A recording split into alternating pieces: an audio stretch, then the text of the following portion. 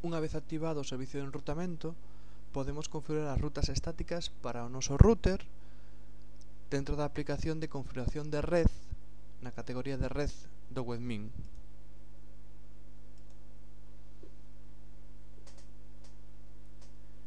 Aquí entraremos na opción de ruteo e gateways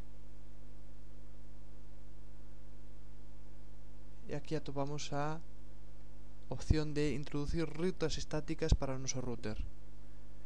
Introduciremos a interfaz de rede polo que van a sair os paquetes que van a unha rede de destino concreta, por exemplo neste caso a 135.2.0.0, cal é a máscara desta rede, neste caso a 255.255.0.0, e cal é o gateway o que vamos a reenviar os paquetes para que cheguen a esta rede de destino, por exemplo o de 002.